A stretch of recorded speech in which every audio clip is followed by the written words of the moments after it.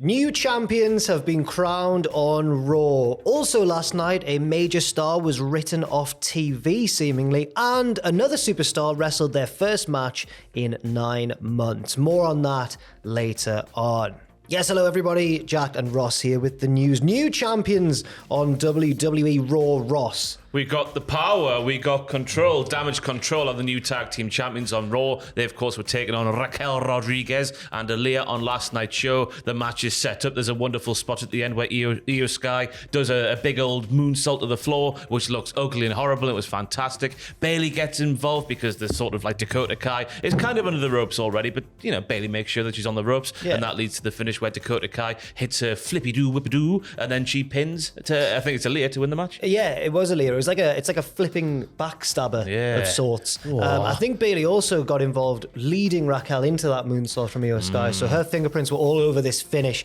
I've written here, because this is just my opinion, but this was possibly the initial expected result of last month's tag title tournament, but obviously Raquel and Aaliyah won the belts, possibly as underdogs instead. But yes, now it seems as though, well, now it doesn't seem, now it's confirmed that the new tag team champions are the two members of Damage Control. The third member of Damage Control, Bayley, the leader, if you will, seems to be set for a Raw Women's title shot against Bianca Belair, who successfully defended her belt last night against Sonya Deville. There was a great moment, Ross, where Bianca went, "It's an open challenge." Sonya came out, started running her mouth as she does, and Bianca went, "Hey, it's an open challenge, not open mic."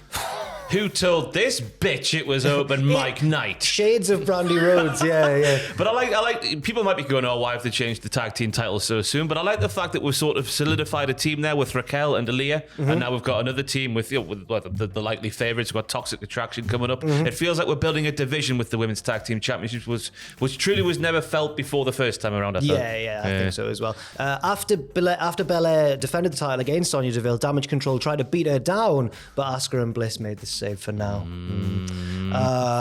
Do you reckon? I think that she might lose that to Bayley. It would make sense. Who? Bianca Belair? Yeah. Oh my goodness, that would set the cat among the pigeons. I don't know. It's a hard one to call, isn't it? You can see why both cases would win the match. Yeah, that is true. I don't know.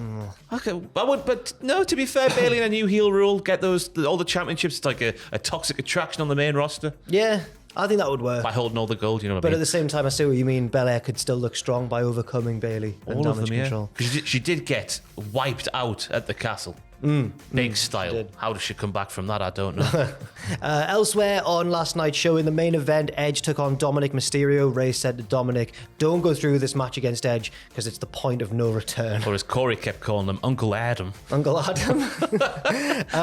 Edge beat Dom by DQ because Finn Balor got involved and attacked Edge, and then the Judgment Day all beat Edge down and targeted his leg. Finn Balor did a coup de grace off the top rope onto the leg of Edge while it was propped up against a chair, and immediately on commentary Jimmy Smith was like, "It's broken, it could be broken, the leg could be broken." Well, he's a doctor, isn't he, Jimmy Smith? But yeah, Finn Balor looking like one of the gangs from Grand Theft Auto 5, not the green one, but the purple one. Okay. He had the bandana around his head. What does that mean? I've got no idea. Also on top of that, it was fantastic drama that belongs straight on Coronation Street itself, because Edge has got, Uncle Adam, he's got Dominic tied up in the ropes and he's going to absolutely batter him, and then Ray gets in the ring and goes, "No, not my son, leave him alone," and that allows the Judgment Day to come in and wipe Adam Copeland off of television for ages. It certainly seems like he's being written off TV with an injury angle. It's worth remembering that he doesn't work a full-time schedule, but I will say that Edge always gets written off with an injury angle, it seems.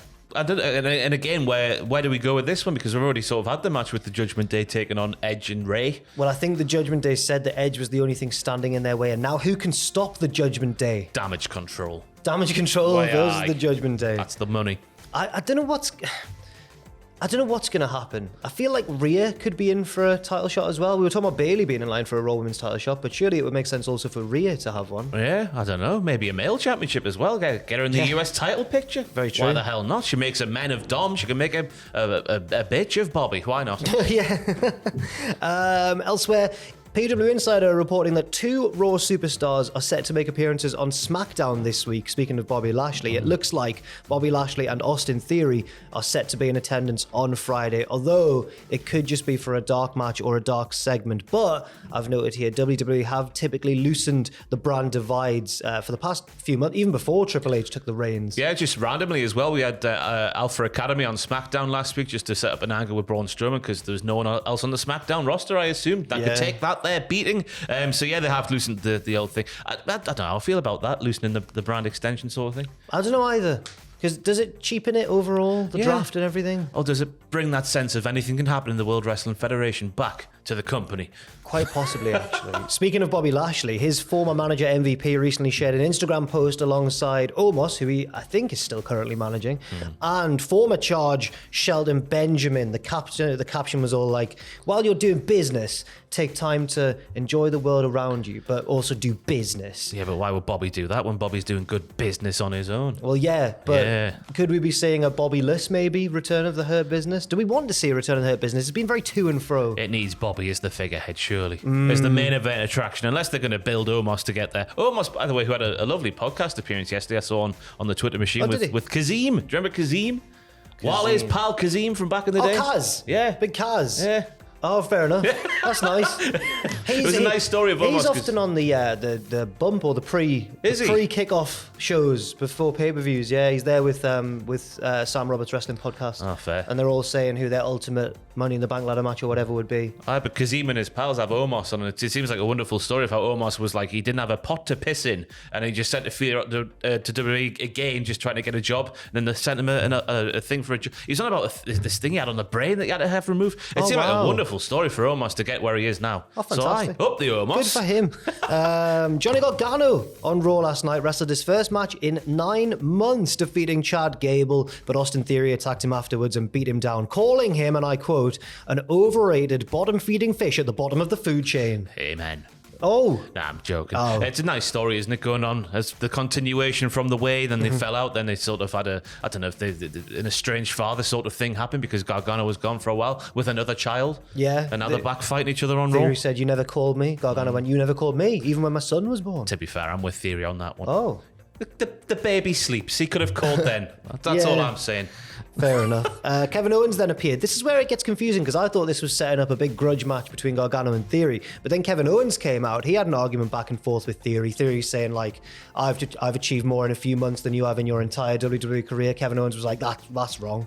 Yeah. Which I think is true. I think it is true as well. And of course, Kevin Owens and Theory had that match on last week's Raw where Theory just twatted Kevin Owens' skull off the stairs, but on the jaggedy bit. So maybe they're just in the midst of a feud now. They had a brawl. I think Theory might have got busted open as well. I think he did, in fact. And then the brawl was kind of separated. Owens said this is only the beginning, which implies a feud between the two of them. So I'm not sure how Gargano fits into this. Could it be a three-way feud or? I've got no idea. Owens seems to be on Gargano's side. Yeah, and of course they are good pals from back in the indie days. No doubt they were playing with their wrestling figures and throwing cups into the wall. Gargano and Kev. Yeah. He said he did that when he was about 17. That was a funny story. So yeah, we'll have to see where that goes. I've written here out of interest, Gargano's last match came in December 2021 as part of Team Black and Gold in that War Games match against Team NXT 2.0. Team Panda against Team Theory. I don't know. When the team was driven, when Black and Gold was driven off the face of the NXT landscape, and things have never been the same since. Things have never been better as they are now. Finally, a WWE Hall of Famer is set to release their autobiography. Who is that, Ross? Alondra Blaze, who has a new book called The Woman Who Would Be King, The Medusa Story. Fantastic. It'll be published via ECW Press. I didn't know that was a thing.